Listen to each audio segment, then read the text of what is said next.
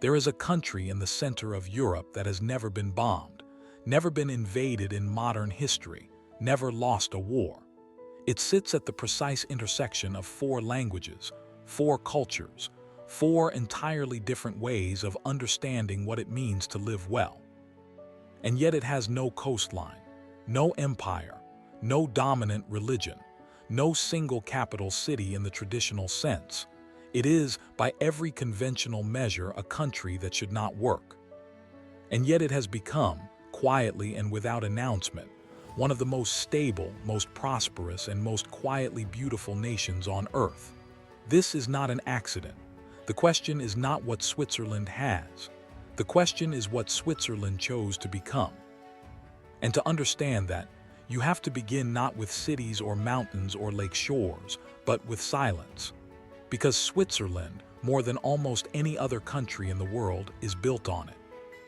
Stand anywhere in the high Alps on a clear morning before the wind arrives, and you will understand something that no statistic can convey.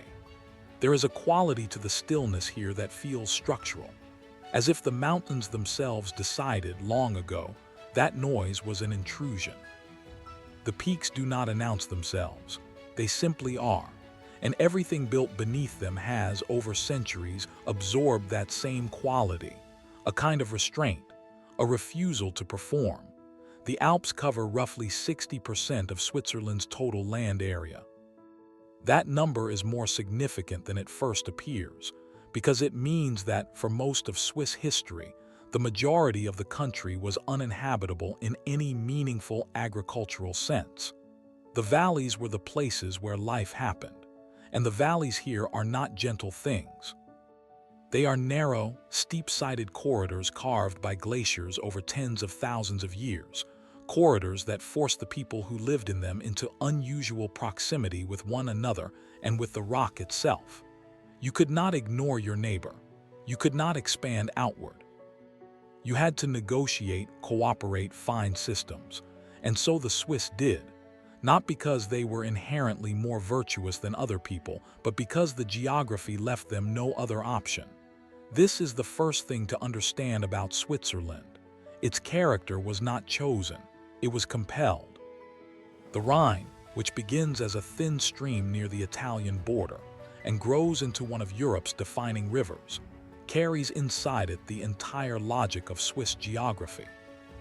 It gathers water from the Aletsch, from the Rhone, from a dozen lesser glaciers and mountain streams, and it carries that water north and west toward the sea that Switzerland will never reach. The Swiss have always understood themselves in relation to water they do not own. Their lakes, which number more than 1,500, collect what falls from above and hold it. The country is, in a real sense, a vessel. It receives more than it sends. The Aletsch Glacier is the largest piece of moving ice in the Alps. It stretches for 23 kilometers through the heart of the Bernese Alps, carrying within its layers something that no library can replicate. Trapped inside the ice are bubbles of air sealed for centuries. Ancient atmosphere, the chemical record of climates that no living person witnessed.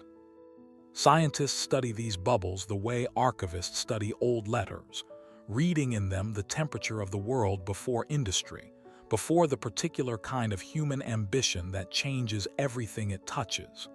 The glacier does not know it is being read. It simply continues its slow and ancient movement toward lower ground.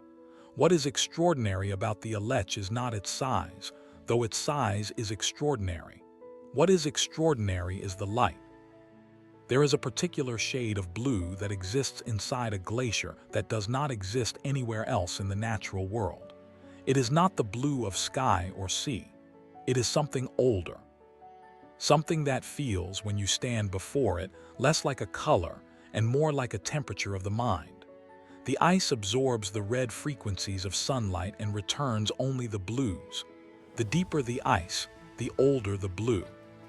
Standing at Concordia, the wide plateau where 3 tributary glaciers converge to form the Aletsch's main body, you are standing at a place where the Earth is doing something it has done continuously for thousands of years.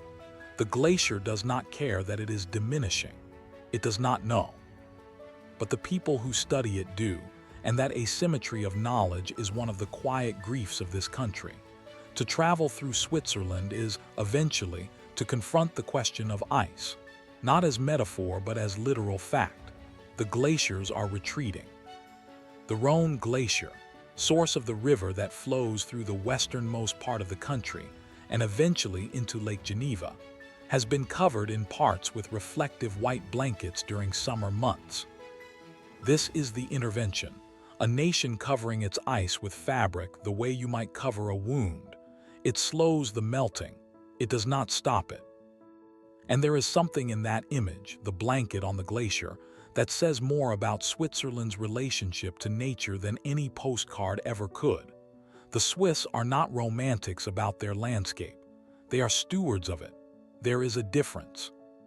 From the Rhone Glacier, the road descends through the Furka Pass, one of the high mountain corridors that connect the northern and southern halves of the country.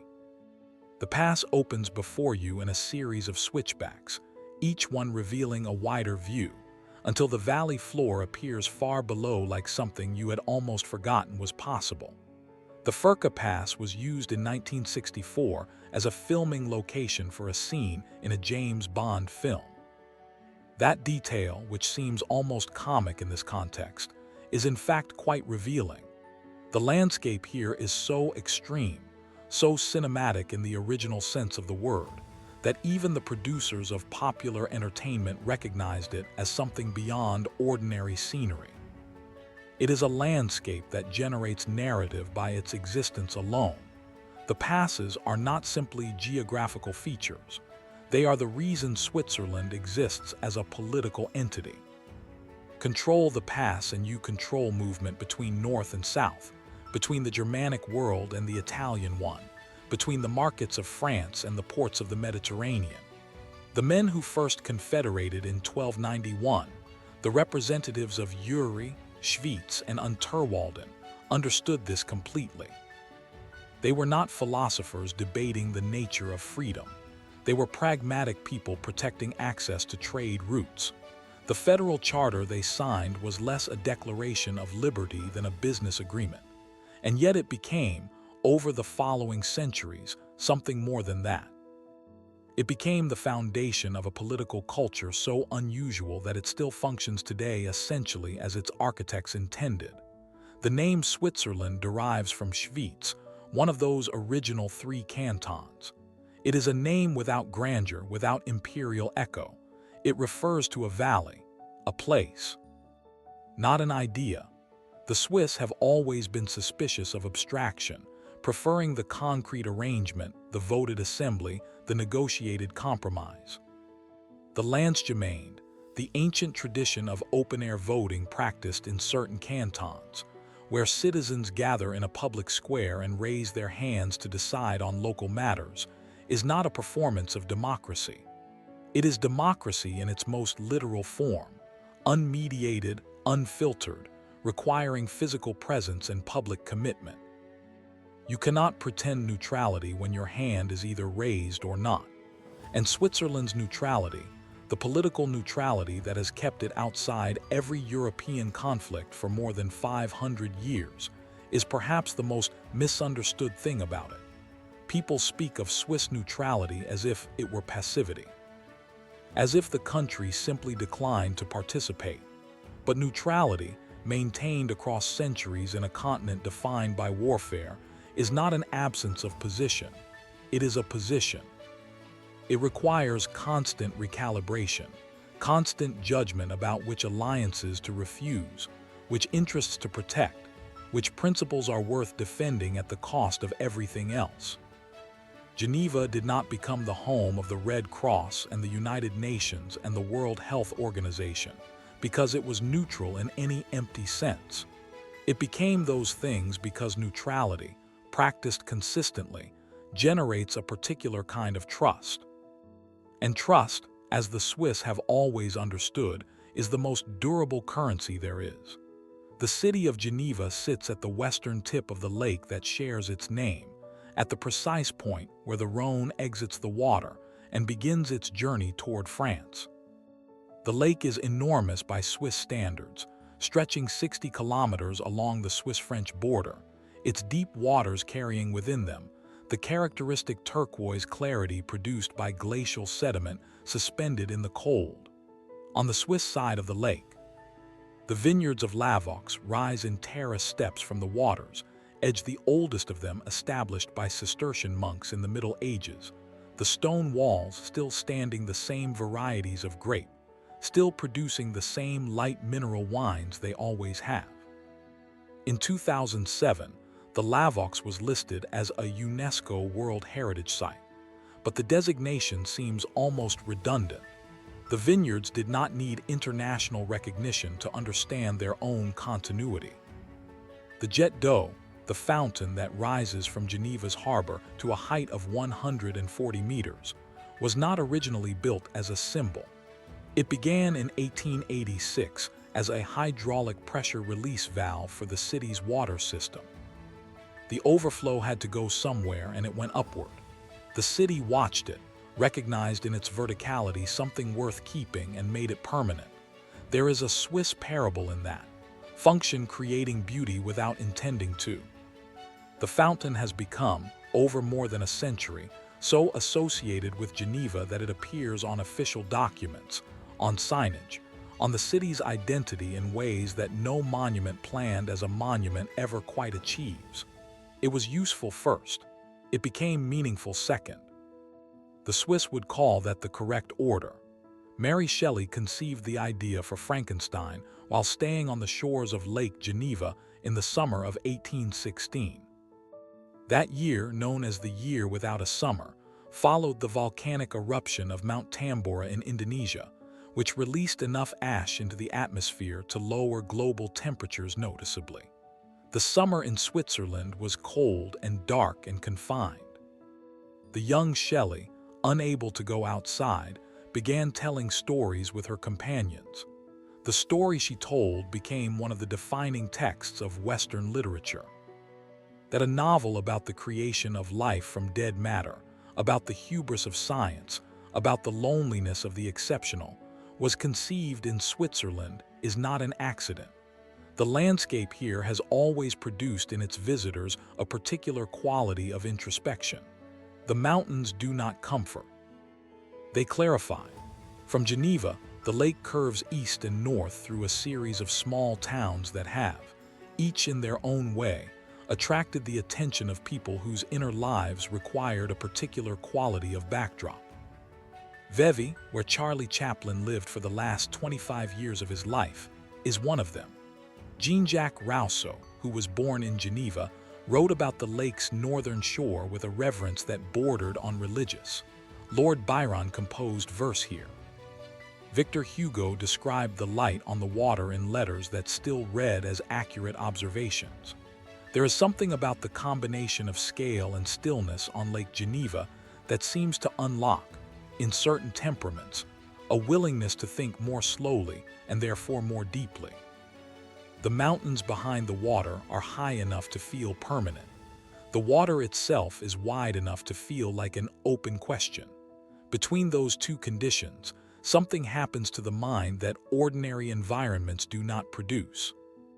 Montreux sits on a gentle curve of the lake's eastern edge, sheltered by the Rochers-de-Nez Massif to the north and east, protected from the harsher Alpine winds, warmed by the water, receiving on average 2,000 hours of sunlight each year. Palm trees grow here, not as decoration, as climate. The Montreux Jazz Festival, which began in 1967 and has continued every year since, draws musicians from across the world not only because of the programming, but because of what the setting does to sound. Outdoor music beside water, beneath mountains, in a town where the streets follow the gentle geometry of the lakeshore, has a quality that indoor venues cannot replicate.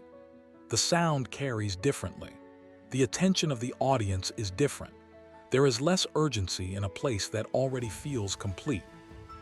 Not far from Montreux, on a small rocky island connected to the lakeshore by a narrow causeway, stands the Château de Chillon. It is one of the most visited historic sites in Switzerland, which is a fact that might lead you to expect disappointment. It does not disappoint. The castle is genuinely strange, genuinely old, and genuinely complicated in its architecture. 25 separate buildings linked into a single coherent structure, each addition reflecting a different century's understanding of what a castle should be. It began as a strategic outpost controlling the passage between the lake and the mountain road to Italy, a position so valuable that the Counts of Savoy held it for generations. It became a prison. It became an armory. It became a place where Lord Byron, visiting in 1816, was so affected by the dungeon where a prisoner had once been held that he wrote an entire poem about it before he left. The dungeon columns still show the marks of chains. The frescoes in the upper chambers are still visible. The lake surrounds the walls on 3 sides, so that from certain windows there is no visible land, only water and the distant shore. A castle built to control a road ended up becoming one of the great romantic objects of European imagination. That transformation, from function to meaning, from military necessity to cultural monument, is something Switzerland has accomplished many times over and in many different registers. To move east along the lake from Chillon is to move gradually from the French-speaking world into something more complicated. The linguistic border called the Röstgraben in Swiss German, a word that refers to the potato dish eaten primarily on the German side of the divide, is not a hard line but a zone of transition, a place where the same street might have French names on one side and German names on the other. Lausanne sits just inside the French-speaking region, climbing its 3 hills above the lake with the particular confidence of a city that has always known its own importance. The International Olympic Committee has been headquartered here since 1915, a placement that reflects, again, that Swiss quality of trusted neutrality. Sport, which nations used to compete without warfare, needed a home that belonged fully to no single nation's ambitions. It found one here. The Gothic cathedral at the top of Lausanne's Old City is the only cathedral in Switzerland that still maintains the tradition of the night watch, a practice in which a watchman calls the hours from the cathedral tower between 10 at night and 2 in the morning. This has been done continuously since the 13th century, not as tourist performance, as continuity, as the maintenance of a practice because the practice itself has value beyond its original purpose. The Swiss understand continuity in this way, not as nostalgia but as architecture. A thing kept in practice remains real. A thing allowed to lapse becomes a story about a thing, which is a different and lesser condition. The road north from Lake Geneva rises through the vineyard terraces of Lavoux, and then through a landscape that opens gradually into the broad western plateau, the Mittelland, the central lowland that stretches between the Jura Mountains to the northwest and the Alps to the south. This is the Switzerland that travel documentaries tend to overlook because it lacks the dramatic verticality of the mountain regions. But the Mittelland is where most Swiss people live, where most Swiss institutions function, where the actual daily life of the country happens. And it has its own logic, its own beauty, quieter and more horizontal than the Alpine landscapes, but no less the product of centuries of careful arrangement. Bern sits on a raised peninsula formed by a deep bend in the Aar River, its old city enclosed on 3 sides by water that is cold and fast-moving, and a particular shade of green that seems impossible until you see it. The city was founded in the 12th century and has grown carefully since, adding to itself without destroying what came before. The result is one of the most coherent medieval urban environments in Europe, a city where the covered arcades, 6 kilometers of them running beneath the buildings along the main streets, were not designed as pedestrian amenities, but as commercial shelters, places where merchants could display goods regardless of weather. They have been doing this continuously for 8 centuries. The arcades are not preserved, they are in use. The Zickglock, the astronomical clock tower at the western edge of the old city, performs a mechanical display every hour, a sequence of moving figures that has been entertaining and instructing passers-by since the 16th century. But the clock's primary function was never entertainment. It was coordination. In a city built around commerce and civic assembly, the ability to know, precisely and publicly, what time it was constituted a form of social infrastructure. The clock made shared time visible. And shared time, the agreement that this moment is the same for everyone in this place, is one of the less visible foundations of functional society. Albert Einstein rented a small apartment in Bern's Old City between 1903 and 1905. He worked during the day as a patent examiner at the Federal Office for Intellectual Property, a position that required him to read descriptions of mechanical and electrical inventions, and to assess whether they were genuinely novel or merely variations of existing things. In the evenings and on weekends, he thought about the nature of time and space.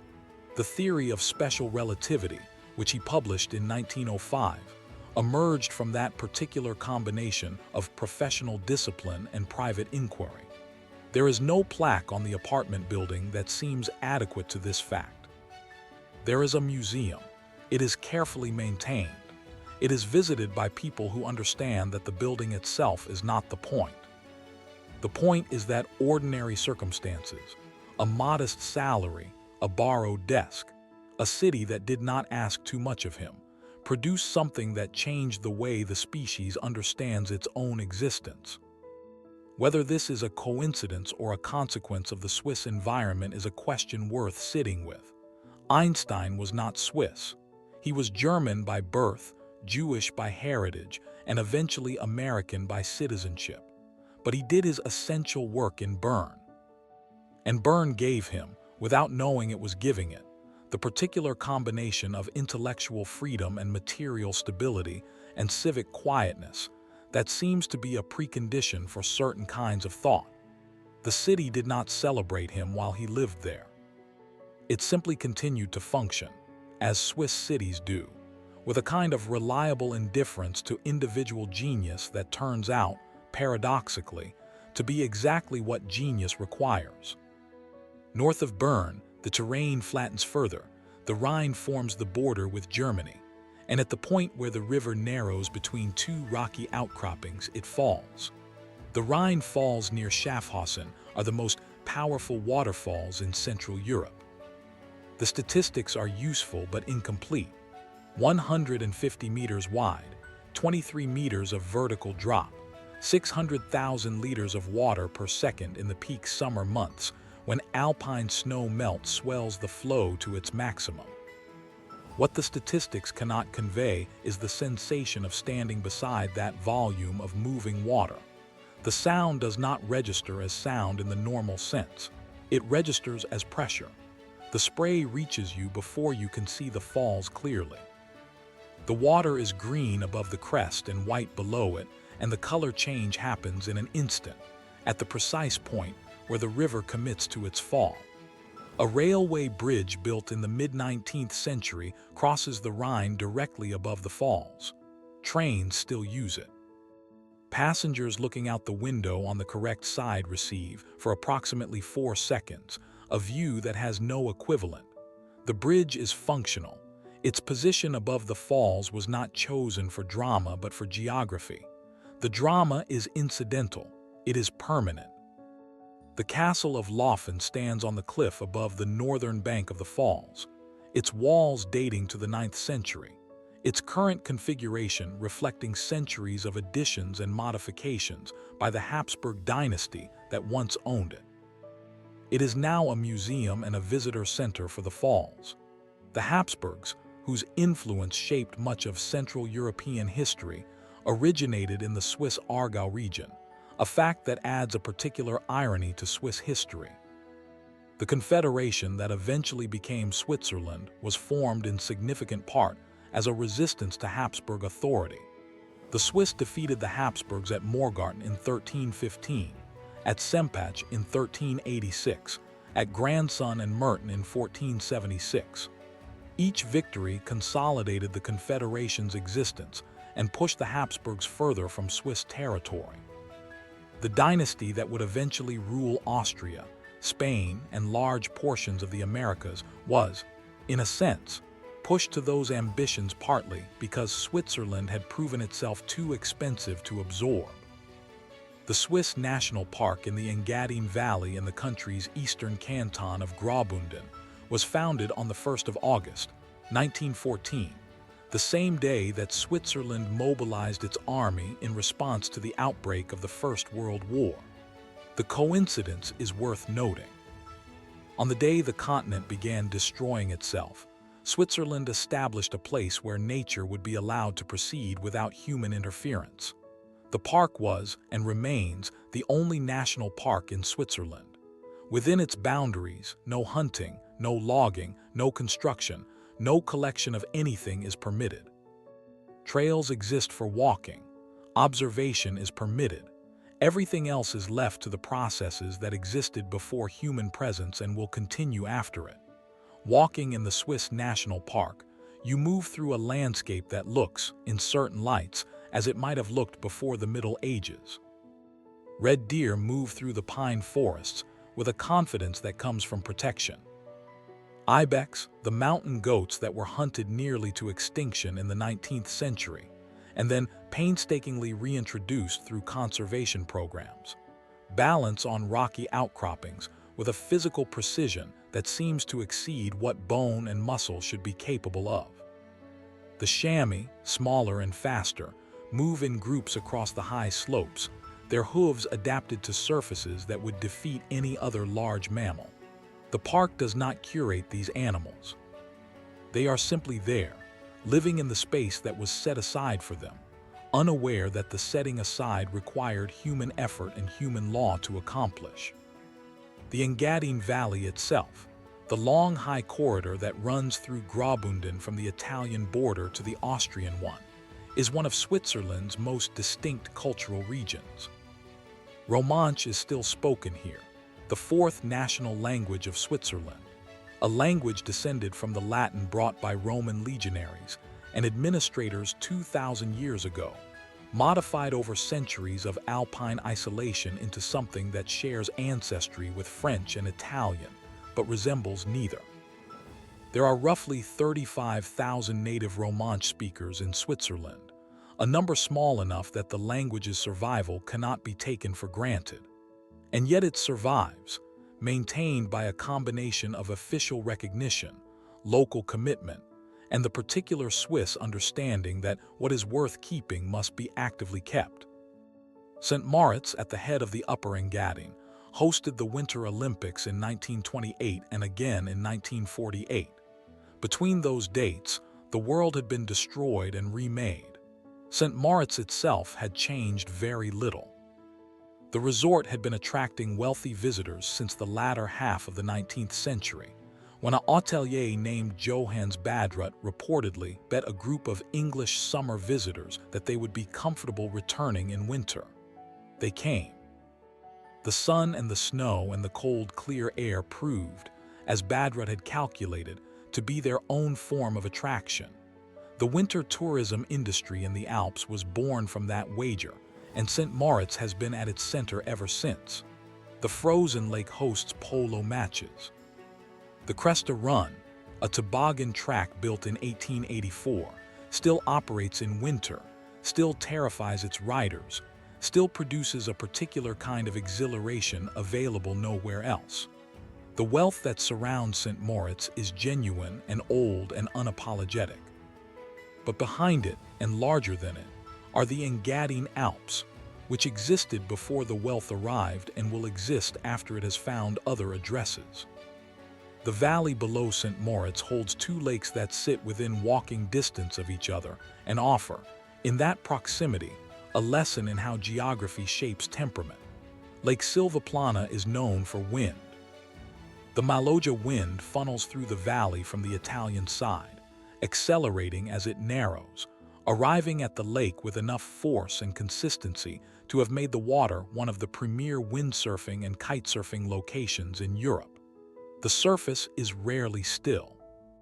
The land around it is rocky, sparse, the vegetation that survives here adapted to constant movement of air.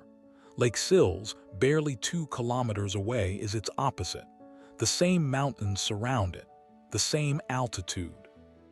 But the lake is sheltered, its surface calm, its shores lined with larch forest that turns gold in September and stands bare and silver through the winter months. Friedrich Nietzsche spent 7 summers in the village of Sils Maria on its shore. He wrote parts of Thus Spoke Zarathustra here, walking the paths around the lake in the mornings, thinking in the afternoons. He described the light in the Engadine as unlike any other light he had encountered. The quality of Alpine light at high altitude, where the atmosphere is thinner and the angle of the sun more severe, does produce something measurably different. Colors are more saturated. Shadows are harder. The distinction between illuminated surface and shade is more absolute. Whether this quality of light influenced Nietzsche's thought or merely confirmed something already in motion is impossible to say. But it kept him returning for 7 consecutive years, which is its own form of evidence. From the Engadine, the railway descends through a series of tunnels and viaducts toward the south, toward the Italian-speaking canton of Ticino, toward a Switzerland that feels, and in many respects is, an entirely different country. The Landwasser Viaduct stands at a curve in the Rhetian railway line. A stone arch structure built between 1901 and 1902 by a young engineer named Alexander Akatos, who completed the construction without conventional scaffolding building. Both halves of the bridge simultaneously from each bank and meeting in the middle, with a precision that still astonishes structural engineers who examine the plans. The final construction cost was 28,000 Swiss francs. By current equivalents, roughly $8 million, for a bridge that has operated continuously for more than 120 years without requiring major renovation. The Swiss have a relationship with infrastructure that treats it as permanent rather than temporary, which means the cost per year of existence is something that becomes, over time, very small. The railway passes through the Brusio spiral viaduct in the Poschiavo Valley, a structure that solves an engineering problem with an architectural solution. The track needed to descend a steep gradient without requiring a cog system or tunnels. The solution was a full circle, the railway curving around itself in a complete loop, gaining height through geometry rather than through mechanical assistance. From above, the viaduct looks impossible, the kind of thing that belongs in a drawing rather than in a functioning transport network. But trains have been using it since 1908, and they use it still. The village of Poschiavo below the viaduct has maintained its Italo-Swiss identity with the same care the railway maintained its curve. The architecture here is Italian in its proportions and ornamentation. The cheese and the administrative language are Swiss. The meals are served with a wine produced in the valley from grapes that grow at an altitude where they should, by all conventional logic, fail to ripen. They ripen. Ticino is what happens when the Alps come down to the Mediterranean climate rather than the other way around. The canton's southern tip around Lake Lugano, and Lake Maggiore receives more annual sunshine than almost anywhere else in Switzerland, grows palm trees and citrus without effort, and presents to the eye a landscape that looks less like the Switzerland of postcards and more like the Italian lakes region immediately to the south, which is exactly what it is geographically speaking. The political border between Switzerland and Italy here follows the watershed rather than any cultural or linguistic logic, which is why Swiss citizens on the shore of Lake Maggiore look south toward Locarno's Baroque piazzas, and then north toward the Alps with equal comfort. The border is administrative. The landscape ignores it. Morcote, on the western shore of Lake Lugano, is the kind of village that makes you understand why certain places become famous before they have done anything to deserve fame. It simply exists in a condition of completeness that more ambitious places rarely achieve. The houses climb the hill from the water's edge in layers, connected by stone staircases so narrow in places that two people cannot pass without turning sideways. The Church of Santa Maria del Sasso at the summit requires the climbing of 404 steps from the lake, a number that seems arbitrary until you make the ascent and find that the view from the top is precisely as wide and clear as the effort required to reach it. The lake below is a deep shade that changes through the day from blue to green to something between them that has no adequate name. The mountains on the far shore belong, technically, to Italy. The light on the water is indifferent to that distinction. Gandria, a few kilometers east along the same shore, is accessible by boat or by a narrow path cut into the cliff face above the water. It has no road. It has no cars. It has a history as a waypoint for traders moving between the Swiss interior and the Italian markets, a history legible in its architecture, in the stone warehouses built at the water's edge, in the arched passageways that connected merchant houses to the dock. The village population has declined over the decades, as populations in inconvenient places tend to do when convenience becomes the primary criterion for where people choose to live. But the village itself remains, maintained by those who understand that its value is precisely its inconvenience, that what it offers cannot be offered by places with roads and parking. The Verzesca Valley, which runs north from Lake Maggiore into the mountains of northern Ticino, contains within it one of the most physically improbable rivers in Europe. The Verzesca River is glacier-fed and fast, its water so clear that from above it appears not to contain water at all, but simply to be a series of colored stones arranged in a channel. The green is produced by the particular mineral content of the water and the granite of the riverbed. The clarity is produced by the absence of sediment, which is absent because the river moves too quickly for particles to settle. At Lavertezzo, a bridge crosses the river at a point where the current creates deep pools of still water in the rock. The bridge was partially destroyed by flooding in 1868 and rebuilt in the 20th century. The pools below it are used by swimmers in summer. The water temperature, even in August, is cold enough to stop the breath on entry. The cold is not a deterrent. It is, for the people who come here, precisely the point. The Bellinzona castles, three separate fortifications that occupy three separate hilltops above the city, where the valley narrows before opening into the Alpine passes, are the most visible physical evidence of why Ticino mattered to every power that ever wanted to move between northern and southern Europe. Castelgrande, the largest and oldest, occupies a rock that has been fortified in one form or another since Roman times. Its walls are visible from almost every point in the city below. The Visconti family of Milan held it. The Swiss Confederation fought for it. The Dukes of Sforza modified it.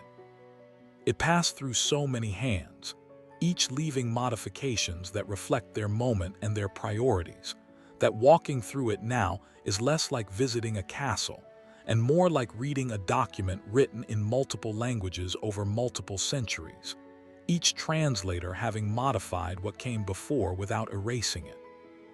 All three Bellinzona castles were listed as UNESCO World Heritage Sites in 2000. The listing changed nothing about what they were. It simply made official what the architecture had always demonstrated.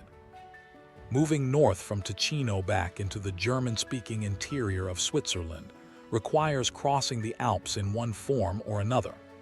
The Gotthard Pass, which opens the most direct route between the two halves of the country, has been in continuous use since the 13th century. Before the pass, the most practical route between northern and southern Europe required a detour of many days.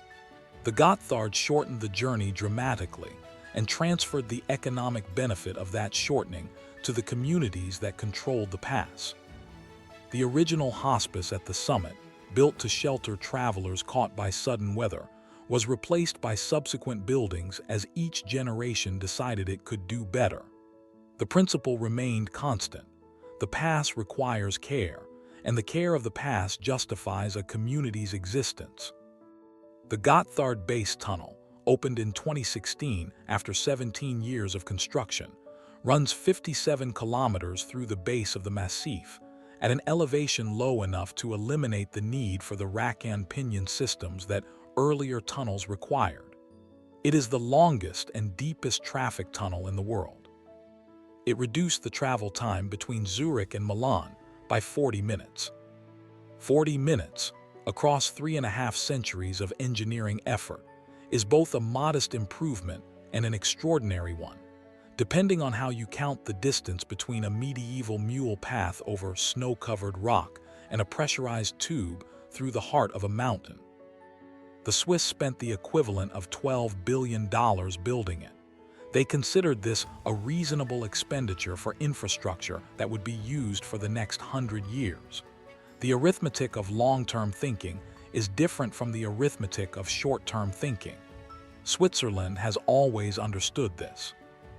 Lucerne occupies the northwestern shore of the lake that shares its name, a lake of unusual shape, its 4 distinct arms reaching into different valleys, its surface reflecting the mountains that surround it in ways that change with the hour and the season. The lake was sculpted by glaciers 12,000 years ago during the last ice age. Before the ice retreated, this entire landscape was buried beneath it, unrecognizable as anything related to what it has become. The transformation from glaciated wasteland to inhabited lakeside city happened over a period of time that human history cannot adequately contain. The Capelbrook, the covered wooden bridge that crosses the Reuss River at the point where it exits the lake, was built in the 14th century as part of the city's defensive system. It is not the world's oldest covered bridge, but it is among the most intact medieval wooden structures in Europe, and its survival, minus the section damaged by fire in 1993 and subsequently rebuilt, reflects the Swiss impulse to treat useful things as permanent. The bridge's design incorporated strategic function that is easy to miss. The sharp angles built into its passage slowed any force that attempted to cross it under hostile conditions. The tower beside it, cylindrical and windowless on its lower floors, served over the centuries as a torture chamber, a municipal archive, and a treasury, a combination that reflects the promiscuous pragmatism with which Swiss cities have always used available space. The paintings that hang in the bridge's roof panels, added in the 17th century and depicting scenes from Lucerne's history and the lives of its patron saints, were partly destroyed in the 1993 fire. Some were restored, some were not. The gaps in the sequence are visible to anyone who knows to look for them. The bridge does not conceal its history of damage, it carries it. The Lion Monument, carved into a sandstone cliff face in a quiet corner of Lucerne's old city, commemorates the Swiss guards who died defending the Tuileries Palace in Paris in August of 1792, during the violence of the French Revolution. The lion depicted is dying, a broken spear shaft in its side, its paw resting on a shield bearing the fleur-de-lis of the French monarchy. Mark Twain, who visited Lucerne in the 19th century, called it the most mournful and moving piece of stone in the world. The assessment has not been superseded. The monument is neither triumphant nor self-pitying. It is simply an acknowledgement that people died doing what they said they would do, which is as close to dignity as stone can get. Mount Pilatus rises above Lucerne to a height that is sufficient, on clear days, to see 73 separate Alpine peaks from its summit. The mountain's name comes, according to the most persistent legend, from the body of Pontius Pilate, the Roman governor who presided over the crucifixion of Christ, which was said to have been thrown into a lake near the summit after Rome's collapse. The legend produced a prohibition on climbing the mountain that lasted until the 16th century, when the Bishop of Lucerne, skeptical of the superstition, made the ascent himself and returned without supernatural consequence. The prohibition was lifted. The cogwheel railway built in 1889 with a maximum gradient of 48%. The steepest such railway in the world now carries visitors to the summit in a journey that takes 30 minutes and traverses a landscape that changes with altitude from deciduous forest to alpine meadow to bare rock. As if the passenger is watching an accelerated version of the planet's own geological history. The Rigi, directly across the lake from Pilatus, was the destination of Europe's first mountain railway, built in 1871, a historical precedent that reflects Switzerland's particular genius for combining accessibility with altitude. The idea that ordinary people, not mountaineers, not the wealthy alone, but ordinary people, should be able to reach the summit of a significant mountain and see from it what the summit sees, was a Swiss idea before it was an industry. The railway democratized the view.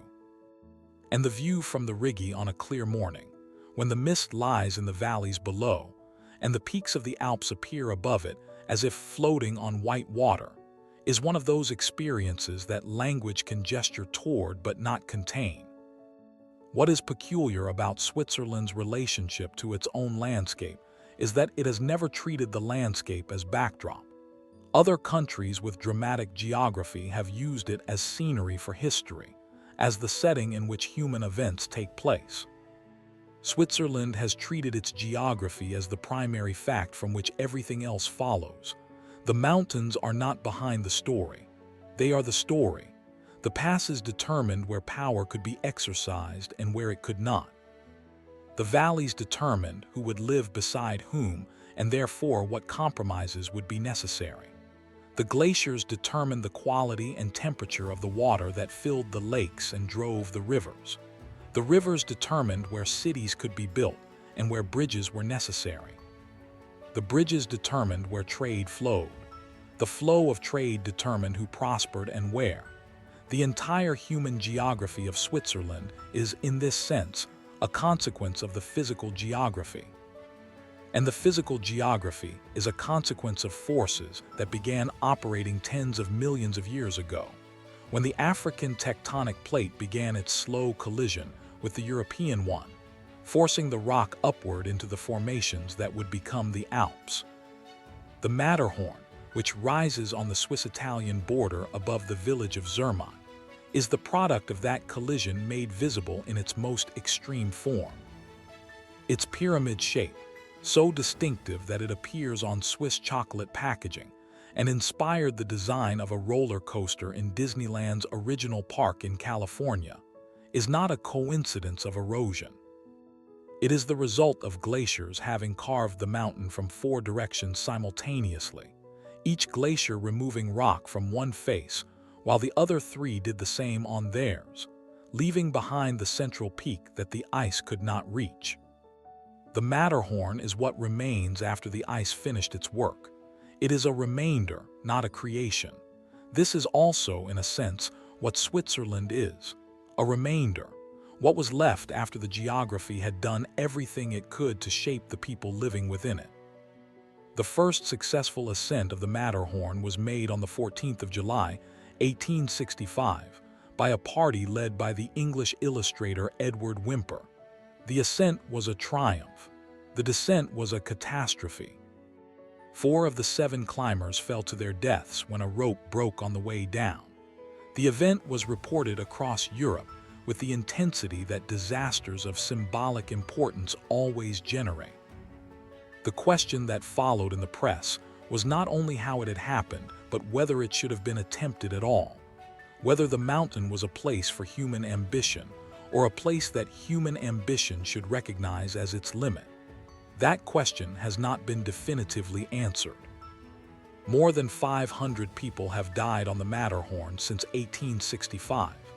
Climbers continue to attempt the ascent every year in significant numbers. The mountain continues to be what it has always been, indifferent to the conclusions people draw about it. Zermatt, the village at the mountain's base, made a decision in 1961 that has shaped its character ever since. Motor vehicles were banned from the village to protect air quality and reduce noise. Electric vehicles are permitted for essential services. Everything else moves on foot or by horse-drawn carriage, or by the narrow-gauge railway that connects the car-free village to the nearest road terminal in Tesh, 4 kilometers down the valley. The effect of this decision, accumulated over more than 60 years, is a village that smells of cold air and wood smoke rather than exhaust, where the sound at night is wind and water, rather than engines where the absence of a particular kind of noise makes audible other things that were always present but previously masked. The Matterhorn, visible from nearly every point in the village, rises above this quiet. It does not need the noise. It never did. The Gorner Glacier, visible from the Gornergrat Ridge above Zermatt, is the second largest glacier in the Alps. The cogwheel railway that carries visitors from Zermatt to the Gornergrat summit, built in 1898 and operating at an elevation that reaches 3,089 meters, offers along its ascent a progressive revelation of the glacier and the mountains surrounding it. Monte Rosa, the highest point in Switzerland and the second highest in the Alps, appears from the Gornergrat summit as a massive white presence to the southeast, its multiple peaks arranged in a cluster that lacks the singular drama of the Matterhorn, but exceeds it in scale. The Gorner Glacier itself has retreated significantly over the past century. The moraines, the piles of rock and debris that glaciers push ahead of them as they advance, now stand as historical markers of where the ice once reached. The way tide marks on a wall record former water levels. The moraines of the Gorner Glacier record a history of retreat that began before accurate measurement existed and has accelerated within living memory. The question of what Switzerland will be when its glaciers are gone is not a distant philosophical question. It is a present practical one. The glaciers are freshwater reserves of enormous scale, releasing their stored water gradually through summer melt and providing consistent flow to the rivers and lakes that the country depends on. The Rhone, the Rhine, the Aar, the Inn, all of them fed by glacial meltwater to degrees that vary by season and by year. As the glaciers diminish, the hydrology of the entire Alpine region changes. Summer flows, currently supplemented by melt, will decrease. Winter floods, currently moderated by the glacier's absorption of precipitation, may increase. The adjustments required are not merely aesthetic or cultural. They are infrastructural, agricultural, and ultimately existential, in the sense that the country's relationship to water, which is foundational to everything from its power generation to its international reputation for clean natural environments, will have to be renegotiated with a landscape that is no longer operating as it did. The Swiss are, characteristically, already working on this. Research stations on the glaciers, monitoring equipment embedded in the ice climate modeling programs running at universities across the country, reflective blankets deployed each summer on the most vulnerable glacier surfaces. None of these interventions will reverse what is happening. They are management strategies, not solutions. But management, careful, patient, data-driven management, is what Switzerland does. It is, in a sense, what Switzerland has always done. The country did not become stable by wishing for stability. It became stable by building systems that produced it, and then maintaining those systems with the kind of sustained attention that most political cultures cannot manage across generations. Whether that same systematic attention can be brought to bear on a geological transformation of this scale is the question the country is currently living with, alongside the rest of the world, and somewhat ahead of it in terms of direct physical consequence. The Bernese Oberland, the highland region south of Bern that contains within its relatively compact area some of the most concentrated alpine scenery on the planet, presents itself differently depending on the direction of approach. From Interlaken, the market town that sits between Lake Thun to the west and Lake Brienz to the east, the approach is gradual. The town itself is flat, situated on an alluvial plain deposited over centuries by the Aar River as it moves between the two lakes. Felix Mendelssohn traveled through this valley in the 19th century and wrote about it in letters that read as attempts to translate landscape into music. The attempt is understandable. The Bernese Oberland has a quality of visual composition that feels deliberate, as if the elements have been arranged rather than deposited by geological chance. Lake Brienz to the east is a particular shade of turquoise that results from glacial flour. The finest particles of rock ground by glacial movement and suspended in the water, scattering blue light preferentially and producing a color that changes intensity through the day as the angle of the sun changes. The color is real. It is not a product of reflection or atmospheric condition. It is chemistry made visible. The Giesbach Falls descend in 14 separate stages above the southern shore of Lake Brienz, each stage dropping over a different ledge of rock before collecting briefly in a pool and dropping again toward the lake. The funicular railway that carries visitors from the lakeshore to the hotel above the falls was built in 1879 and is one of the oldest funiculars still operating in Switzerland. The Giesbach Hotel, built in the grand 19th century tradition of Alpine hospitality, when the wealthy of Europe discovered that mountains could be comfortable as well as dramatic, stands above the falls with a confidence that comes from having been precisely where it is for more than a century. The sound of the water is constant throughout the hotel. In the rooms facing the falls, it functions as the kind of white noise that cities generate mechanically. Here, it is the falls themselves, unchanged. Lauterbrunnen, the valley that begins south of Interlaken and drives a vertical slash into the Bernese Alps, is one of those places where the physical environment produces an almost immediate change in the quality of attention. The valley walls are not slopes. They are cliffs, rising in places to heights of several hundred meters on either side of the flat valley floor. Their faces streaked with the white lines of waterfalls that appear seasonally from snowmelt and remain year-round, where underground springs feed them continuously.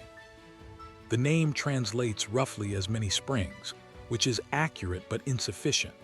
There are 72 waterfalls documented in the valley, a number that seems improbable until you stand at the valley floor and count the white threads descending from the plateau above. The Staubach Falls, the most prominent of them, drops 297 meters from the cliff edge above the village, in a free fall so long that the water atomizes before it reaches the ground, arriving not as a stream, but as a diffuse mist that drifts across the valley in changing directions with the wind.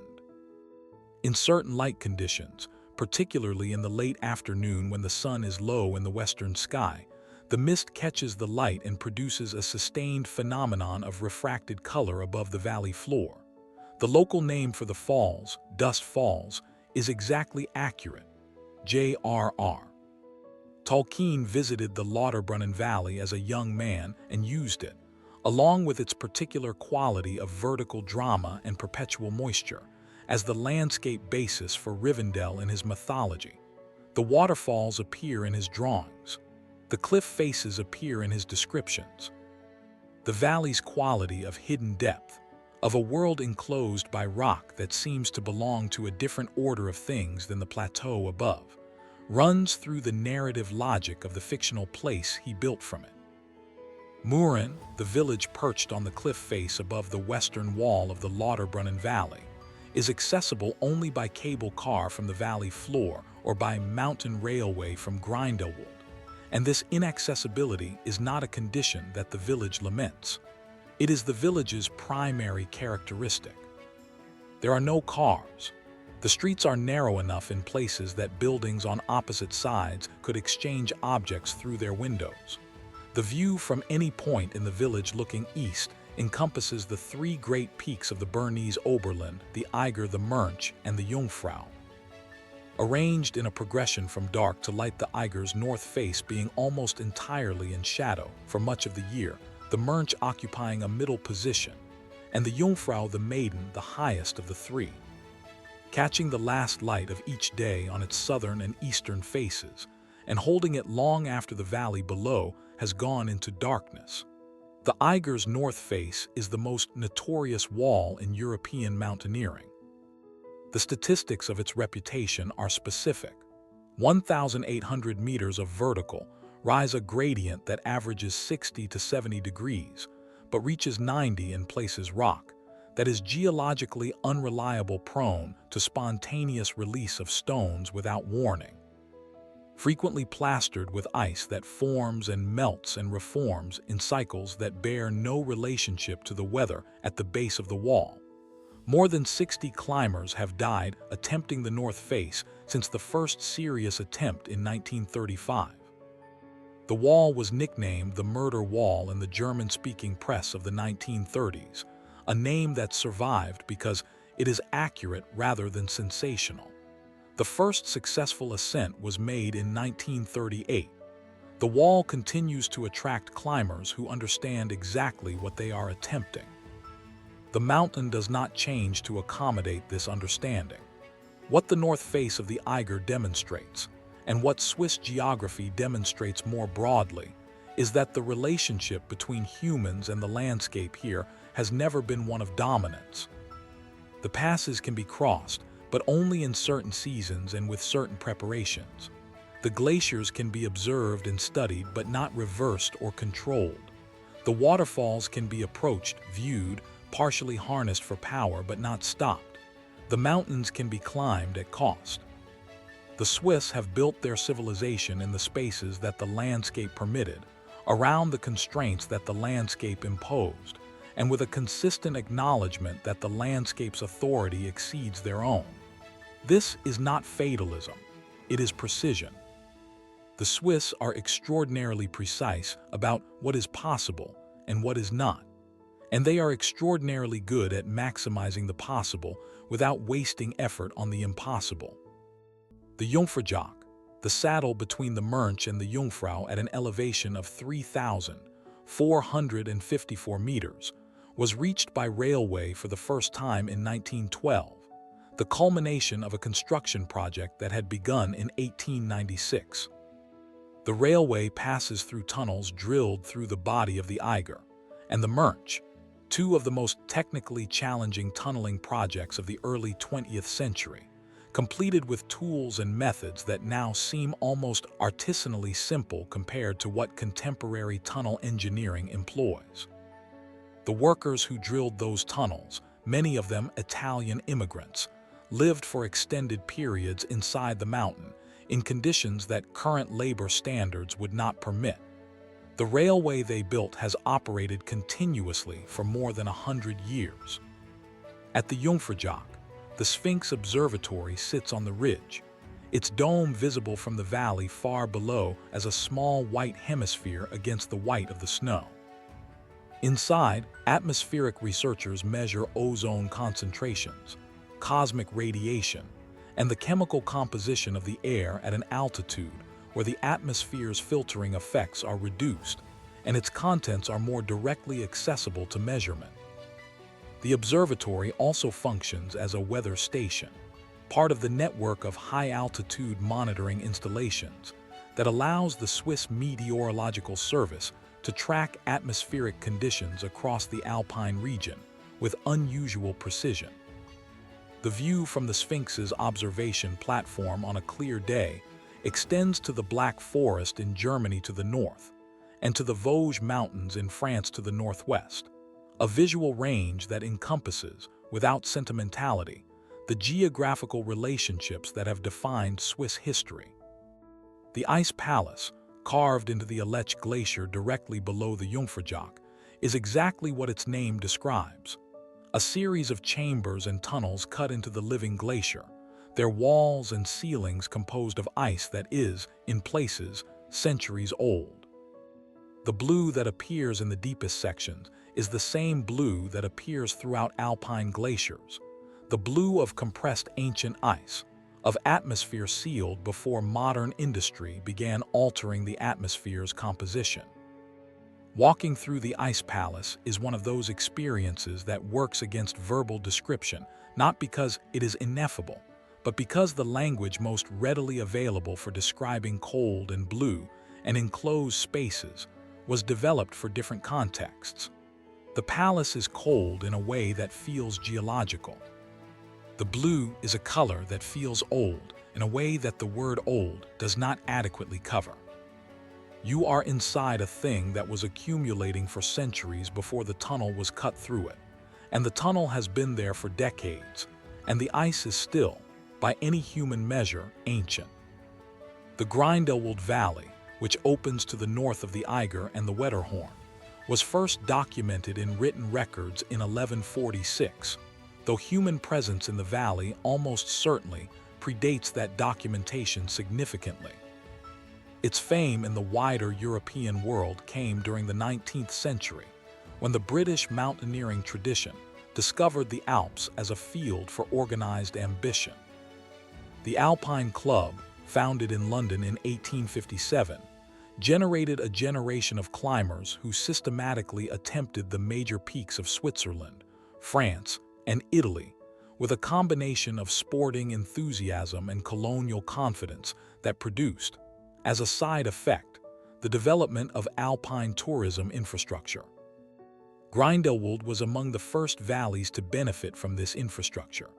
The dark wooden houses, the narrow roads carved into the valley slopes, the churches with their modest spires, the farms where cattle graze through the summer months, all of these were in place before the climbers arrived. The climbers added hotels, guides, and the particular social culture of a place that serves a specific kind of ambition. Grindelwald First, the summit above the village accessible by gondola, offers from its viewing platform a perspective that includes the full north face of the Eiger to the south and the green expanse of the Grindelwald Valley below. The First Cliff Walk, a metal walkway attached to the cliff face that extends beyond the edge of the mountain on a cantilevered platform, allows visitors to stand above the valley floor with nothing beneath them but air and a vertical drop of several hundred meters. The walkway is engineered to be safe.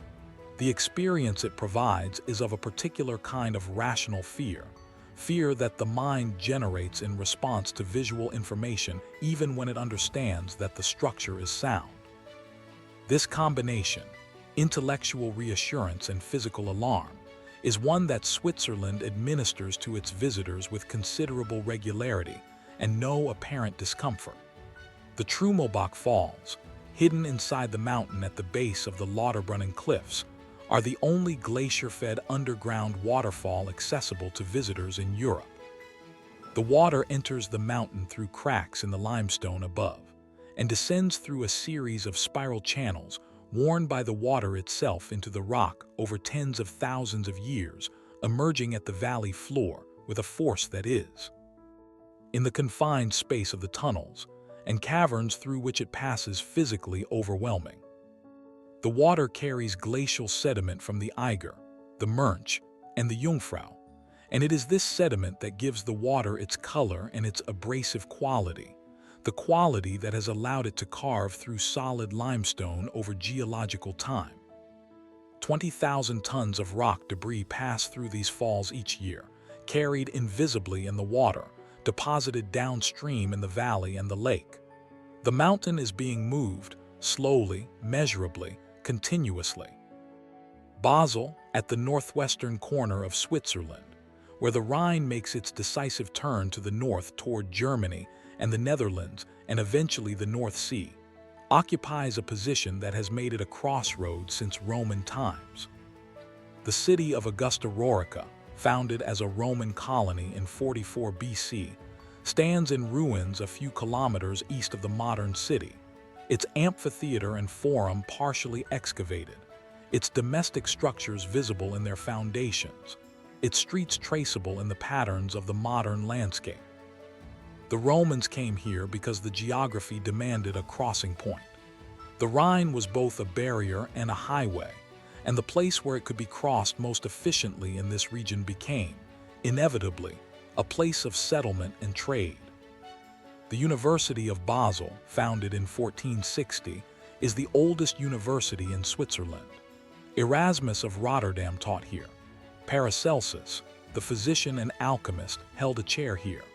Friedrich Nietzsche taught classical philology here before his health failed, and he retreated to the mountain villages that would define his mature thought.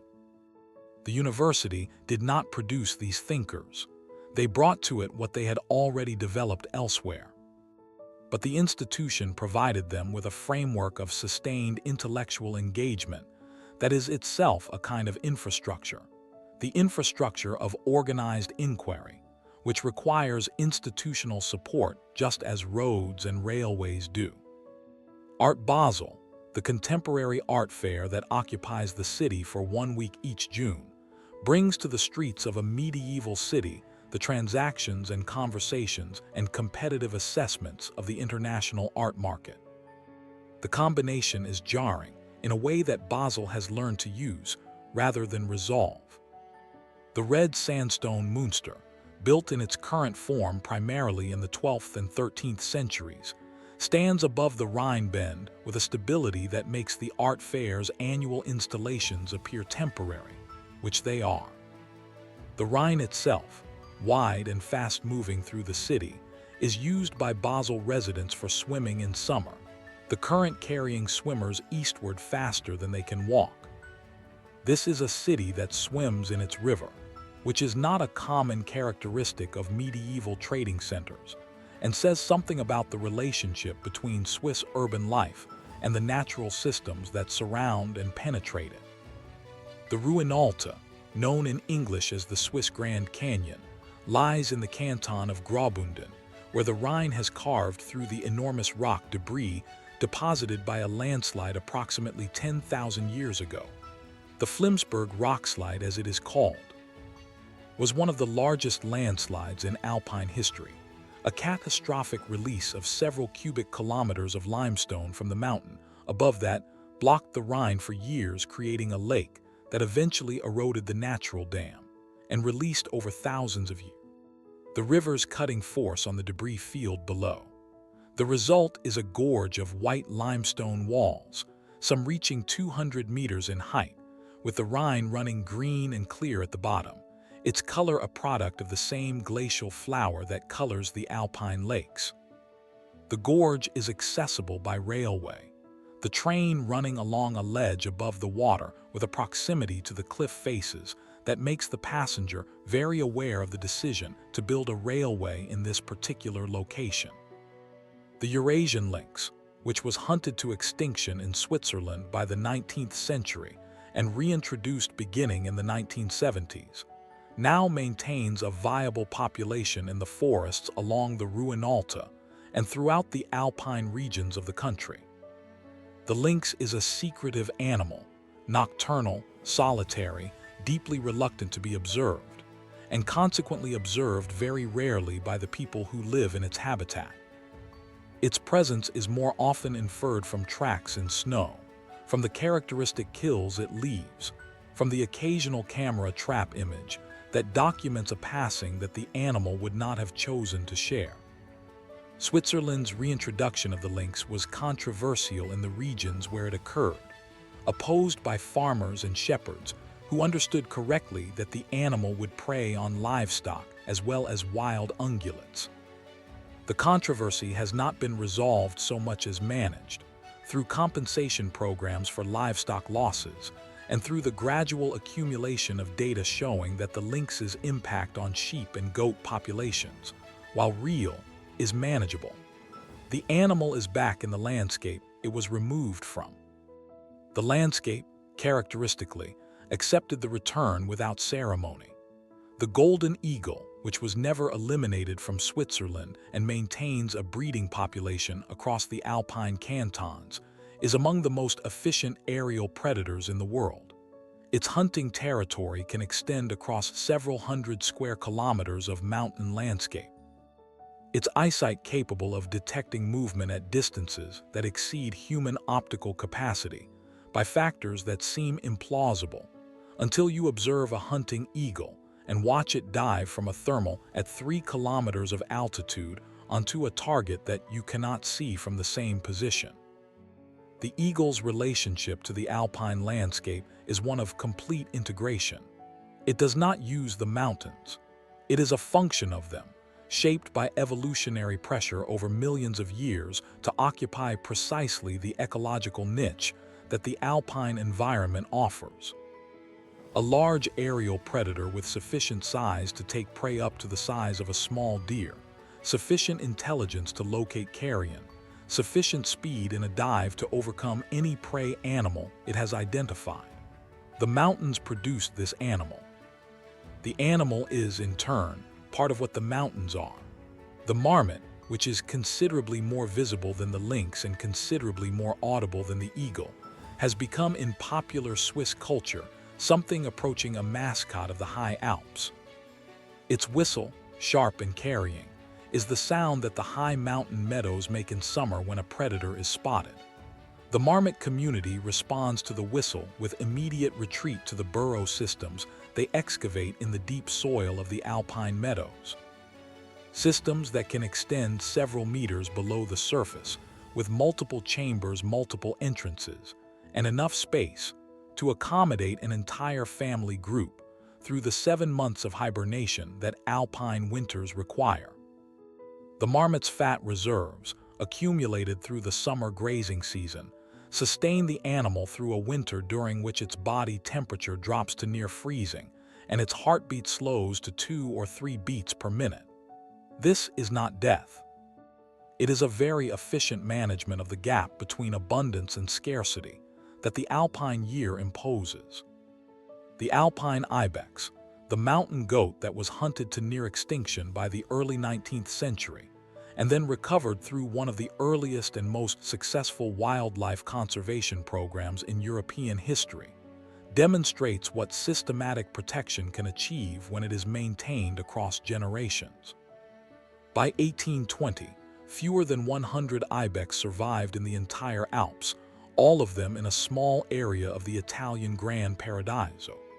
The reintroduction to Switzerland began in 1911 with animals from the Italian population and has continued through protected status, careful monitoring, and the elimination of hunting.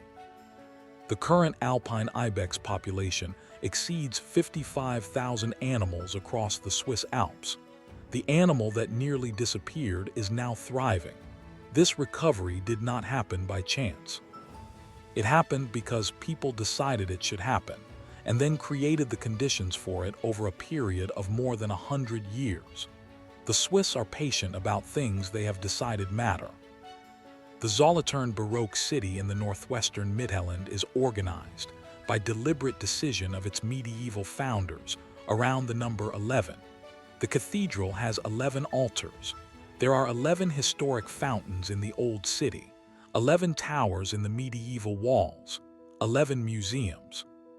The number was considered sacred by the craftsmen's guilds that held significant power in the city during its medieval period, and the commitment to it produced a built environment of unusual internal consistency, a city where the count is part of the architecture.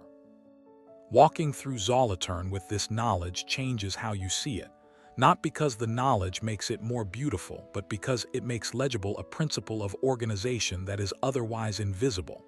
The city is an argument made in stone about the relationship between number and form.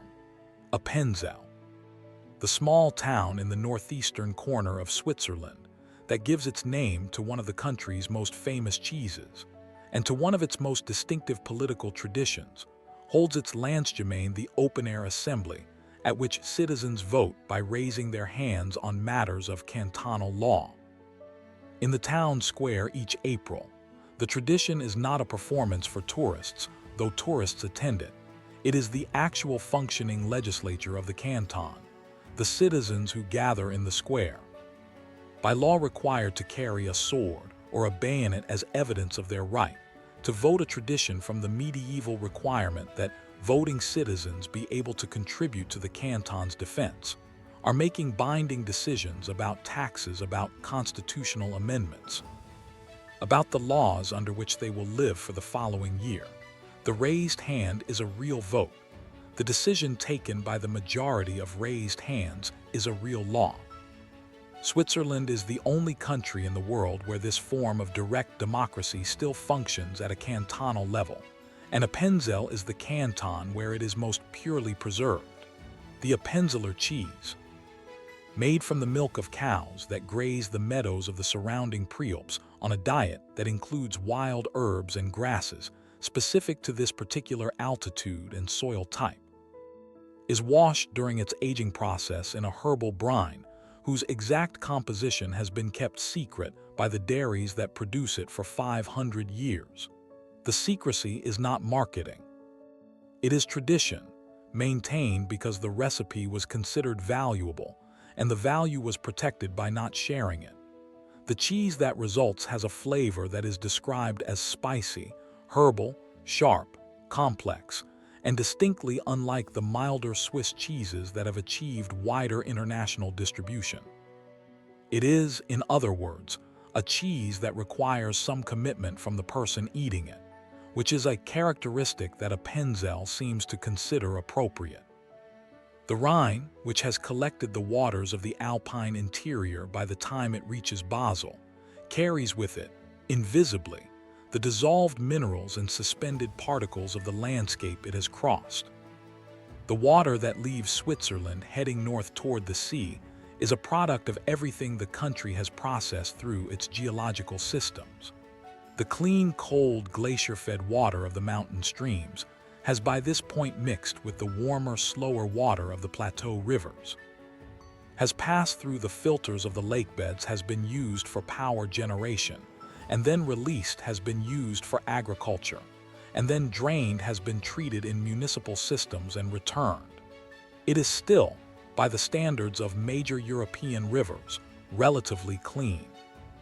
Switzerland has invested heavily in water treatment, in agricultural runoff management, in the maintenance of riparian vegetation that filters and cools the water before it enters the main channels. The water that leaves Switzerland for Germany and the Netherlands is a measure of the country's environmental governance as much as it is a measure of the landscape's natural productivity. There is a point in the canton of Graubünden, at the Lungen Pass near the village of Maloja, where 3 river systems originate within a small area. Water flowing one direction becomes the Inn, which joins the Danube and reaches the Black Sea. Water flowing another direction becomes the Mera, which joins the Po and reaches the Adriatic. Water flowing a third direction becomes the Rhine, which reaches the North Sea. A single watershed feeding 3 separate seas through 3 separate river systems. This is Lake Lungen, a small and unremarkable body of water on the Alpine plateau that happens to occupy the precise hydrological point of division between 3 of Europe's major drainage basins. The water that falls as snow on this plateau does not know which sea it will reach. It simply follows the slope. Geography decides the rest. This, perhaps, is the final thing to understand about Switzerland. Everything that seems like choice here has been shaped by slope. The direction of every river was determined before the first human arrived. The location of every pass, every valley, every lake was fixed by the collision of tectonic plates and the subsequent action of ice. The people who came here found a landscape that had already made most of the significant decisions. They could work with those decisions or they could work against them. The Swiss, across many centuries and through many political arrangements, chose to work with them, to build in the valleys where building was possible, to cross the passes where crossing was practical, to store what the landscape gave them and use it carefully, to maintain what they had built because rebuilding was expensive, and the landscape offered no guarantees of stability for those who were careless with what they had been given. The silence that defines Switzerland, the quality of quiet that you encounter on a morning in the high Alps before the wind arrives, is not emptiness. It is the product of everything that has been managed carefully enough to be allowed to continue. The glacier that has been monitored, the river that has been kept clean, the village that has been maintained rather than demolished, the tradition that has been practiced rather than archived, the language that has been spoken rather than translated into something more convenient, the vote that has been taken in public, with a raised hand, in a square, in April, with the mountains visible from every angle. Switzerland did not become what it is by accident. It became what it is by sustained, collective, multi-generational attention to the conditions that make a place worth living in. That is not a romantic conclusion. It is a practical one. The romance, such as it is, belongs to the landscape itself, to the blue of the glacier ice and the green of the river water, and the particular angle of Alpine, light on a clear afternoon in September when the larch trees have turned gold, and the first snow of the season has settled on the peaks above them, and the silence between the mountains is so complete that you can hear, if you are still enough, the distant sound of water moving over stone somewhere, below, following the slope, finding the sea.